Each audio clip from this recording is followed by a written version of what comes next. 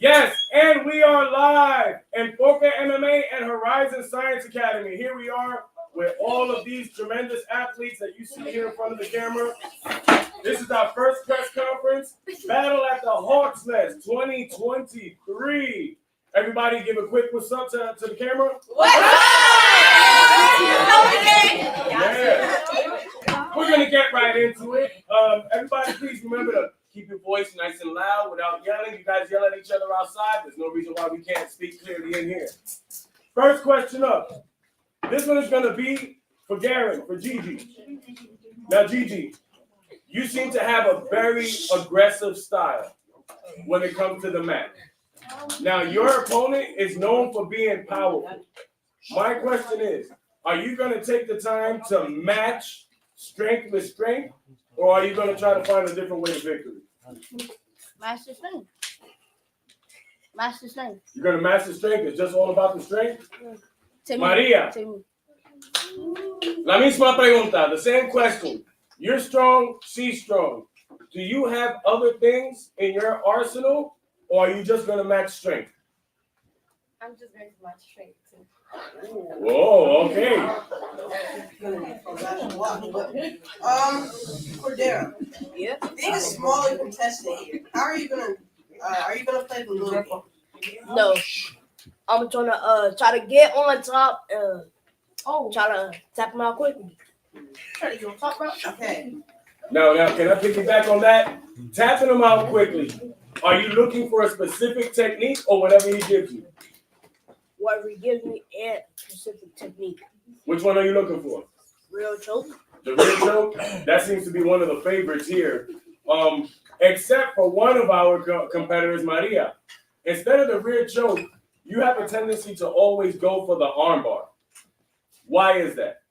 Because it's easier, I think. That's interesting considering that a lot of people find it difficult to do an armbar. What do you find so easy to find in the armbar? I don't know. I just like doing the arm. You just like doing the armbar?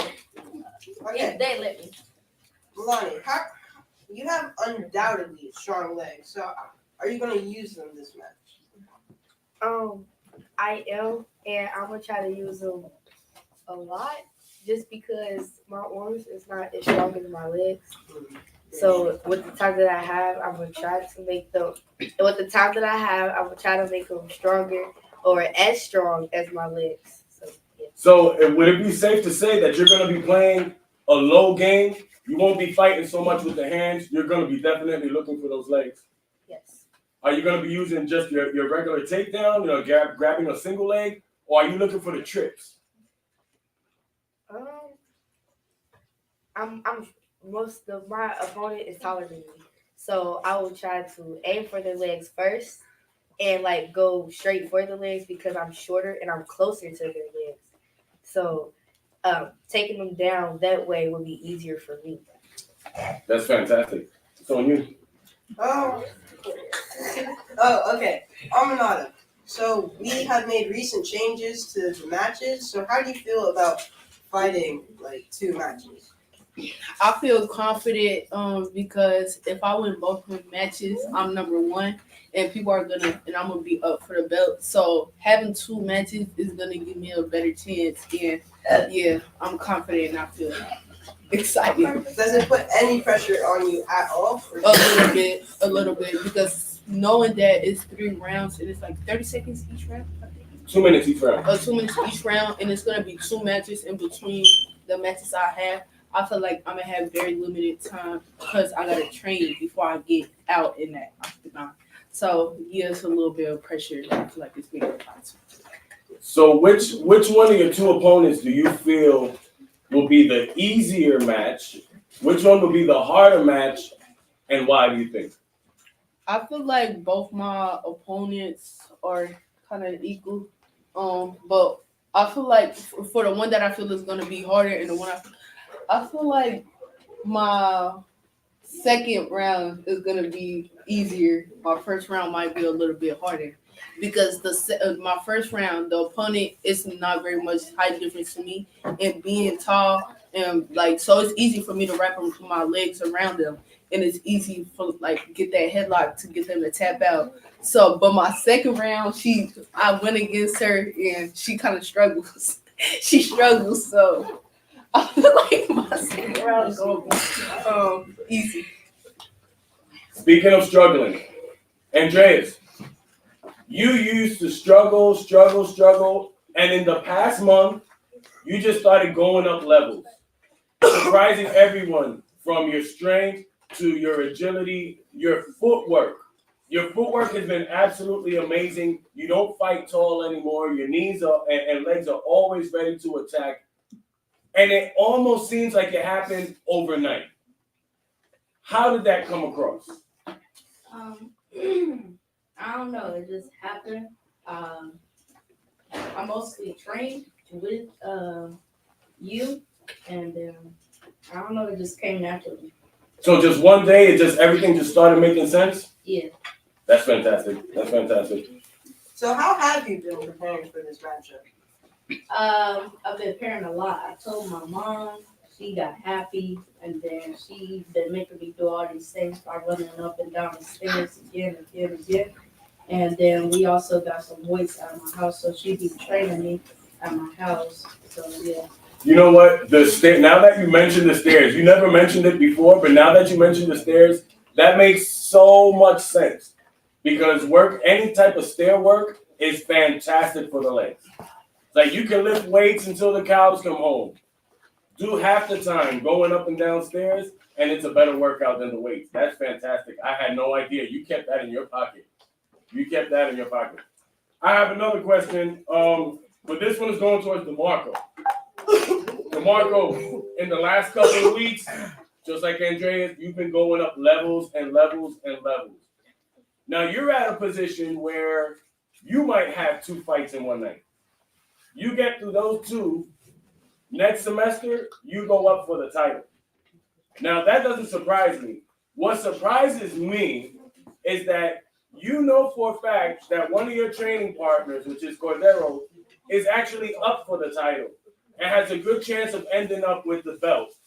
But that doesn't affect you guys. It doesn't affect you guys competing in class. It doesn't affect you guys training. You still maintain a good friendship, good sportsmanship, good brotherhood. Not many professionals can do that.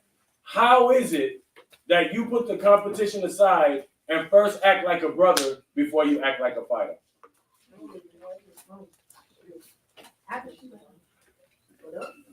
That's good. Cordero, same question. Can you repeat that? How is it that though that's your hardest competitor and you know for a fact that you might have to defend your title from him, how is it that you still maintain good friendship with that person? Because that's very important when it comes to martial arts. Oh, cause I'm just best friends. We've been. I've been helping him with his work. He's been helping me with my work, and we've been working together for so long. It's like connect. So let me ask you a question on that. What is it that you feel he's been helping you with? And then DeMarco, what is it that you feel that Cordero has helped you get better with? Yeah, help me with the triangle choke and that's it. The triangle choke? Everything. Everything? He's very knowledgeable. He has a lot of good knowledge. Okay, Rob, how are you going to deal with the power of Eli? Well, I don't feel like he's stronger than me, so it's just gonna be pair versus pair, and I feel like I'm gonna win because you're not stronger than me. Now, I have a question. Let's play the devil's advocate. If he was able to stop your power, what would be your next step on it? My own brain and my skills. If I can't win with pair, I'm gonna have to win. Use my mind. And do you think if it was a matter that you're matching power with him, do you think you can hold up that pace for 3 rounds? Because it's always harder for the heavier fighters to keep a hard pace going round after round after round. Do you feel your cardio can hold up to it? Yeah, I feel like he don't got better stamina than me. I could keep going along. I can keep going a lot of rounds and without getting tired. So I feel like I hold up pretty good. Fantastic. Oh, and there was some rumors in the locker room that he was throwing shade. So how do you feel about that? I mean, he gonna talk. I mean, he's going to show me that he can do it. That's what it comes down to. That's what it comes down to. I mean, I got a question for you. Are you going to try to get things done as quickly as possible? Or are you going to drag your opponents into the later round? I'm gonna drag my opponents into the later round because I feel like if I get things done as quickly as possible next semester, if I'm still in this class, I feel like I'm gonna have to go against different people. So if I go against them and I try to get things done quickly as possible, I don't know what level their strength is at. I don't know how low it is or how high it is. So just drag them into the later round. Kyron, come on up. Because people can't see you. We want to see you. I have a question for you. All right, go over there because we want the camera to see you too. Yep. Let's play the devil's advocate. Let's say that you stop DeMarco's reign, meaning that he can't get past you. Are you gonna make an argument to be the next person up for the belt? I mean, like, y'all know my body, like, of course. Why not?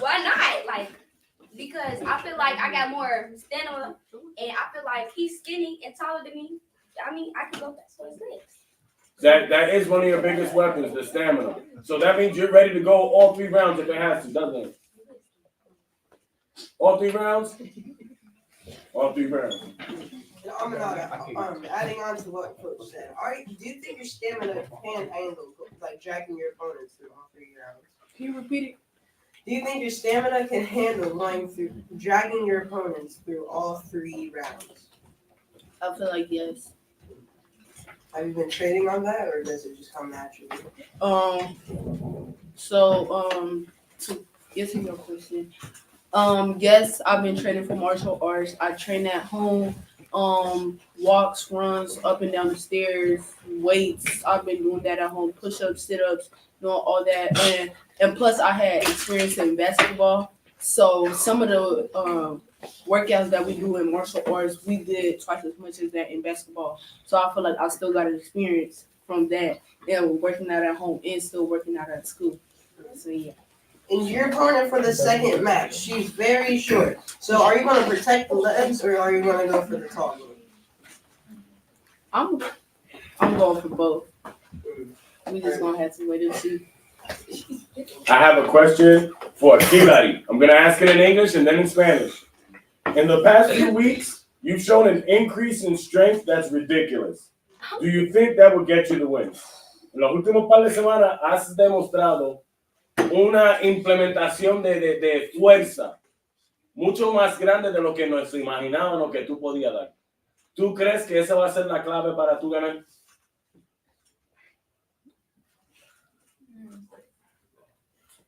You don't know? Entonces, ¿cómo tú ves esta pelea? How do you see this fight?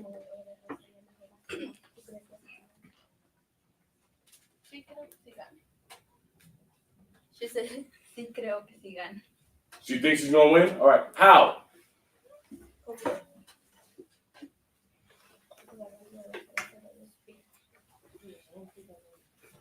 And for all those watching, that's Kilari, the silent killer right there. You can see why.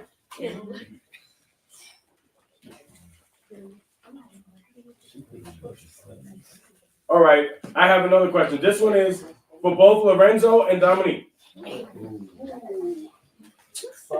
Now, this, in my opinion, this could have been a main event. The last time you guys sparred together, the whole gym wanted to just crumble on itself. Nobody imagined that you two were just going to go up in levels in your technique. What is it that you guys expect from the other? I expect Lorenzo to overpower me, just try to pin me down because he's kind of stronger than me. And how are you going to counter that? Just use my technique over strength and try to over counter him. I'm going to use my body and my strength, overpower him. And I'm going to use my head and stuff. Excuse me, interruption.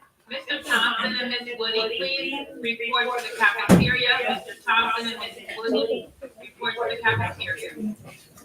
Live, fails and everything. Kalia, how do you see this match happening? And are you prepared to stop Aminata's run? She a little stronger than me, a little taller than me. I don't know. But we've seen you spar with taller individuals before. We're about the same height. I don't know. It's just I feel like it's gonna be a little hard. Got another one? All right.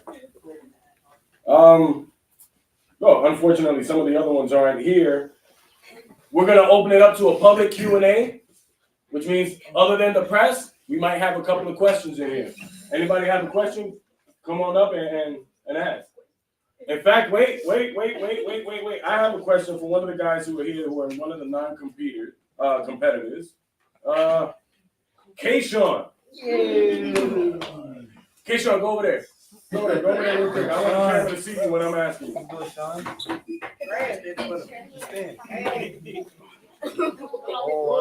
Now, Kayshawn, I have a question, right? Here's the question.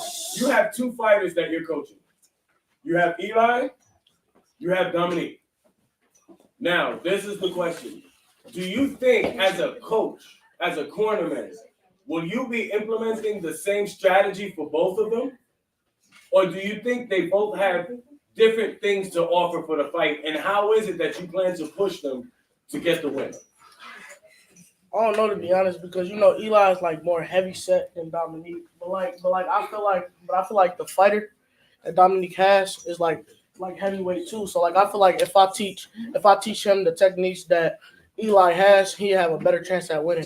So like if I just teach him how to I don't know, since because I'm a heavy set dude. So like when I fight, I like using my strength and using my techniques and stuff like that. So if I show him how to use his little bit of strength he has, he'll have a better chance at fighting.